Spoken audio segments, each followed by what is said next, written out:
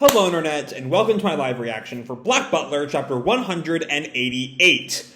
When we last left our heroes, we saw a little bit of how Baldroy managed to, working with Ada, scam the Aurora Society by buying some pigs from a farmer and using their blood as sort of a fake human blood substitute, with the promise to Ada that the blood would never see the actual Aurora Society.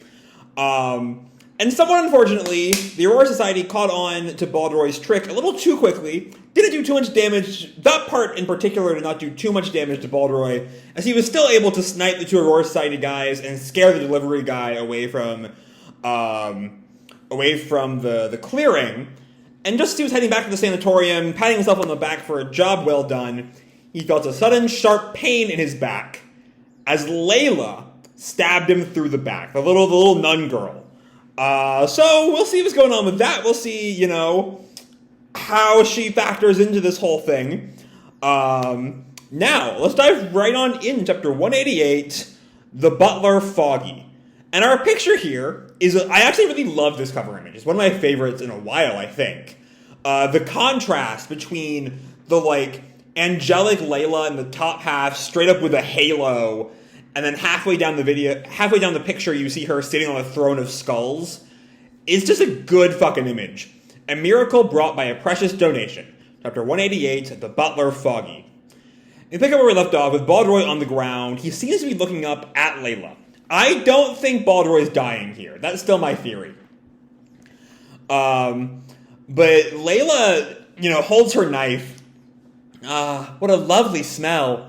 This, and then she licks the blood off of her knife, is the smell of my food. And she licks her lips. So, I think she drinks... Is she a vampire? Is that what's going on here? Are there vampires now? Because I don't think there's any supernatural creature we've seen in this series to date that drinks blood. I don't know. Maybe I've just been too into Dracula Daily to, not have vampires on the mind.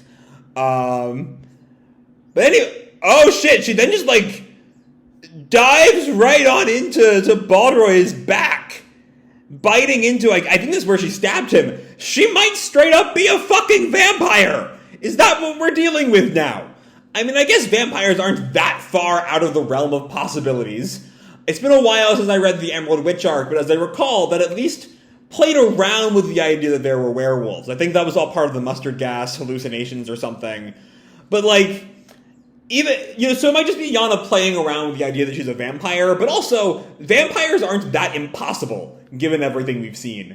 I mean, I guess if she's a traditional vampire, the sunlight sort of rules out that possibility. But still, she is eating Baldroy's back. And she sort of screams. We actually get a suck slurp sound effect. She is drinking his blood. There is no other reading of that. I think this girl's a fucking vampire. Okay. That's not where... I thought she was just I don't know, maybe an Aurora Society agent or something. Child assassin or something. I think she might actually be a vampire. I think my little crack theory was right. I think she was a fucking vampire. But then she sort of has this, oh no, how could I be so shameless? I was so hungry I couldn't stop myself. But Mr. Undertaker said, ingesting from the mouth is meaningless. Okay, that's an interesting thing. Could she be one of the stars from Sphere Music Hall? Because it seems to be, she has the I was so hungry I couldn't stop myself, and referring to seemingly a lack of blood. She needs blood injections. In the same way we saw at Sphere Music Hall. Maybe she's not a vampire. Maybe that's a part of it. And she just drinks the blood because she's a fucking weirdo or something. I don't know. But Layla comments, I wasn't getting enough food, so I came here to see what was happening. Didn't think I'd find a rat that had sneaked into the larder. All right, so she was aware of so the blood that Ada has been selling has been going straight to Layla. It seems like maybe he's a dog and not a rat, and then she has a sudden realization If he knew about the blood ingestion, could he be an associate of that liar Earl? Okay, so what we're seeing more and more, as I probably should have said on the last page, is that unlike Heathfield Manor, where it felt like Heathfield had very little knowledge of, like, the larger stuff going on in the arc, Layla's very well aware. She's, actively acquainted with Undertaker. She knows that RCL is not the real CL. She's a much bigger player than it feels like Heathfield ever was. Well, who cares? It's all good now that I finished him off. That does seem like maybe... Like, I didn't think Baldroy would die here, but I don't know. The way she's phrasing it seems like he's dead. This rat sponged on our mock Nightingale and corrupted her. Then, and she draws her blade and, like, does this sort of, like, rubbing the blade. I'll exterminate everyone. And Baldroy is at least alive for a moment, because we see Baldroy watches her go and then closes his eyes, either fading into unconsciousness, hopefully, or death, unhopefully. But then we cut to Lau, who is still in the sanatorium, reading a book. And Layla comes in to sneak up on him. She approaches ever so stealthily and raises the knife over his head. This will not end well for her. Yep, he just throws a very tiny, like, stick, it looks like. It doesn't even look like a proper knife. Into her arm, stunning her. But yeah, Lau is not gonna play this fucking game. And he, like, very calmly puts down his teacup and gets another one of those sticks. I sensed a strange aura from you the first time we met. So you're not an ordinary nurse. And then she has this moment of, like, still acting like the little innocent kid. Ow! And then she takes the stick out without, like, feeling any pain at all. Just playing with you. Maybe she's also a Bizarre doll. Could that be a possibility? Because the Bizarre dolls did eat people back on the Campagna, It wasn't, like, quite full, like, to digest them. There was a lot of bite-based killing on that arc, as I recall. It's been a while. Which would tie in with what she did to Baldroy. She might be a Bizarre doll. That's actually my best bet so far. Especially as she says, as she lunges at Lau, something like this: cannot hurt me at all. And then she cuts Lau very slightly, like on, like, this part of his hand, and she tastes it. This taste means you're my food too. Yeah, it does seem like she's specifically talking about the blood types. Like, she didn't know Lau would be her food until she tasted the blood. Which I guess would be the same thing with Baldroy. So that's an interesting factoid. I shall wring you dry! And she runs at Lau again, and then she gets shot from behind, it looks like. And she falls over and looks in shock. You! And it's Baldroy! Not dead yet, bloodied up. How can you be alive? And Baldroy just looks at her. Sorry. I used to be known as the invincible private soldier. But I think that's a question I should be asking you. If a bullet hit your heart, you should have gone to heaven right away. And we see she is bleeding heavily. But, she's alive. She tries to, like, stop up the blood. No, my blood is spilling. And Lau comments, the bullet hit her vitals, but she's still alive. So this must be what the Earl called the reanimated corpse. Yep, no more hiding now. She's a Bizarre doll. And Lau is fucking pumped for this. Look at that face. He is so excited to, like, tear her limb from limb. And Baldroy approaches her. I never imagined you were one of them. You look like a child. I hate to do this, but you'll die for young master's sake. And we see Layla, I think, sort of, like, grabs her apron where her blood is coming out of. And she calls, Al! Help me, Al! Oh, this looks bad. This certainly does look bad for them. Two men about to murder a, like, 12-year-old. This does look bad. Or maybe it's an act. Because we have Baldroy's, is someone else here? And, I have not hit the load more images button on Imgur yet. But it could be a feint. Yes, it was. Because they turned back, hey! And Layla's already jumping out the window. Hey, wait! And Lao sort of is right to business, telling Baldroy, we'll follow her on a horse, Master Cook. Oh, but he's out of it. I don't know if Baldroy is finally dead there, but at the very least, he's not going anywhere. He's taken a lot of fucking damage in the past. Even if he had just, passed out in the woods, it would have been a lot of damage. He also had to pick his sorry ass up and drag it back to the building. He's out. Master Cook!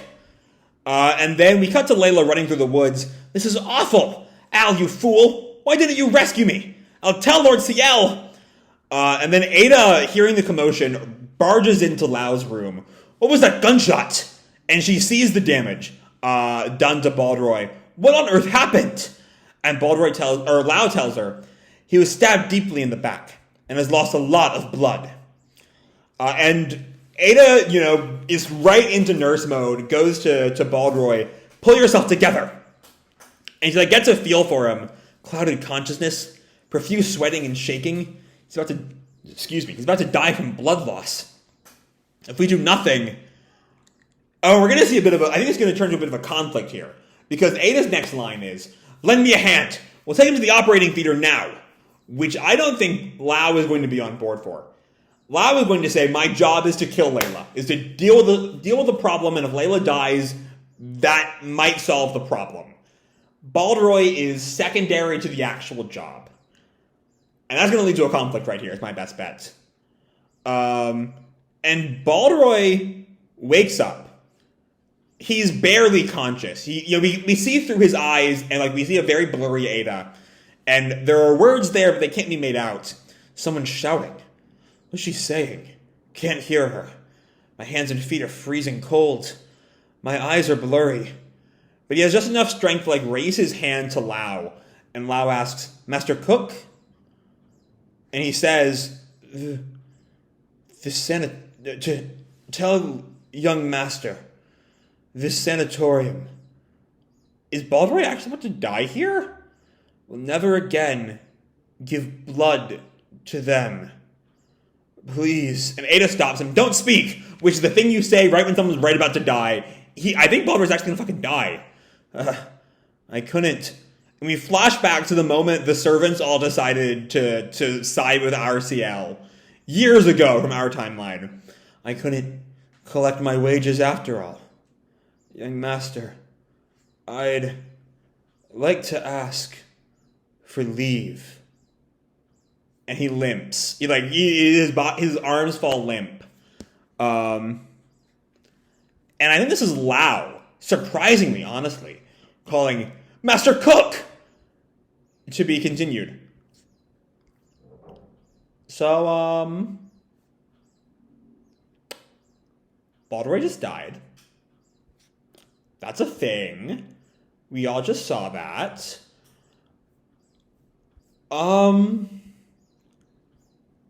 I don't know. I was not expecting that. I've been so, critical of these side stories because they felt like useless side stories that were just there to, fill time or something. And, all of those complaints, I think, are still heavily valid. We didn't need to spend as much time as we did on the Baldroy flashback. We definitely did not need to even see the Mayrin flashback. That did nothing for that story. But, I don't know. This is one of those chapters that's just got me thinking. This is easily the best Butler chapter we've had in a long, long time. Probably since it's almost certainly the best chapter we've had since these side stories started happening. And not just because Baldroy dies and it's so dark for that. I don't think that dark is an automatic synonym for good. But it's just. It moves at a fast pace. There are great twists. The Baldroy moment, Baldroy's death is genuinely sad. It's better than I've seen Butler be in a long, long time. This is maybe the best chapter since the 2CT flashback ended. It's been a long, maybe since as late as the one random little Soma chapter shortly after that flashback ended that was so damn good. But it's been a long time since Butler has been this strong. And, like, I don't know. This is just the last thing I was expecting when this arc started. I did not think we'd be seeing any of the servants dying on their little side missions. And it sort of, it ups the stakes a great deal, even greater than they already were.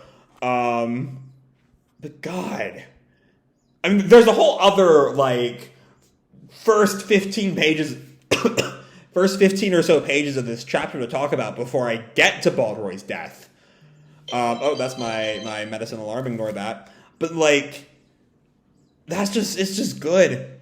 You know, we have the sort of slow burn reveal all through this chapter that Layla is a bizarre doll, opening with her biting into Baldroy, desperate for some blood.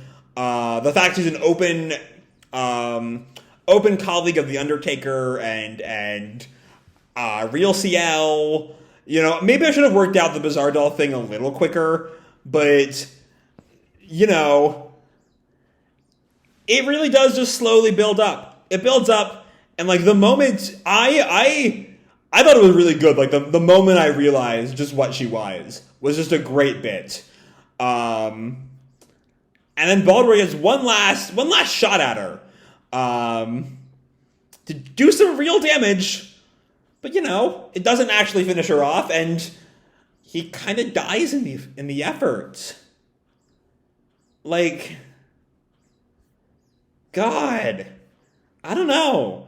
I mean, Baldroy's a character I've had a lot of conflicting feelings about ever since his flashback. You know, I'm not sure that telling us about how he participated in the genocide of Native Americans was, like, really worked to make him as sympathetic as I feel like Yana maybe wanted it to. But my complaints with the flashback are well documented. I think there's a lot of messy things going on there. I do think, like I said at the time, Yana tried to course correct at the very end, but it didn't quite land. And, you know, this is Black Butler. People aren't really good people here. So, like, you know, it's all sort of a morass there. But this still just works. Like, this death scene just works. It's maybe the strongest scene Yana's written in years. It's good. Like, I don't know what else to say. Baldroy's death hits. You know, he dies satisfied that he has completed his final mission. It's just a good bit. And even like it's telling to me that Lau is the one who calls out to him. Because I don't think Ada's ever called him Master Cook. That's always been Lau's line. So, like, I don't know. I thought Lau was, you know, we've seen Lau as sort of like the cold-blooded one, especially in this pairing. And it's him who calls for Baldroy in the end. It's just a sweet little twist there. Like, this is just such a damn good chapter. This is, like I've been saying this whole time, the best chapter we've had in years. It's really fucking good. Only somewhat besmirched by, like, just, you know, the poor pacing that's gotten us to this point. Like, even with that, this chapter is just phenomenal. It's really, really good. I don't know. I'm excited to see where we're going from here. I'm not, like, this might actually be kind of the last dramatic moment of this side story, right? Like, it might be that Layla gets away to become a bit more of a recurring threat once these side stories finally end in, like, 3 or 4 years. And, like, you know, Lau and Ada will deal with Baldroy's death, and sort of the sanatorium will be out from under the Aurora Society's thumb. And it's a very sort of Pyrrhic victory. Like, I don't think that Layla's revealed as a bizarre doll, and then she's, like, killed off next month. I think she's going to be a bit more of a recurring villain. I mean, recurring in the broad sense. We still have 2 more years-long side stories to deal with before we actually get to see any furthering of the timeline. But still, not even those sort of broad scope complaints that really dull how fucking strong this chapter is.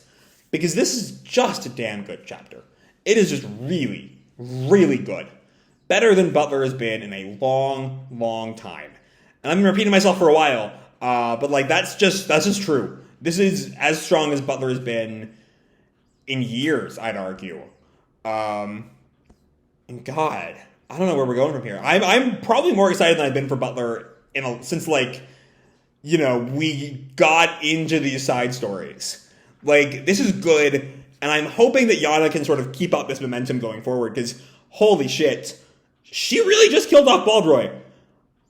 I don't know. I mean, there's still are now that I think about it. I said a second ago, this might be the end of the sanatorium. There's still plenty of mysteries around here, specifically around what exactly Nox is doing here. I imagine Nox will walk in a second with a cinematic record and you know, take Baldroy's soul away. But I don't know. Maybe Nox is on Undertaker's side in a bit of a twist, and he'll like capture Baldroy for a future Bizarre doll or something. I don't know. All kinds of ways this could go. And now that I remember that Nox is here, I'm excited to see all of them. So with that said, I'm going to leave this video off here. Hope you'll enjoy the chapter and the video itself. If you did, feel free to drop me a like or subscribe, or, you know, do whatever makes you happy, you know? And as always, your life is your own, okay? Bye!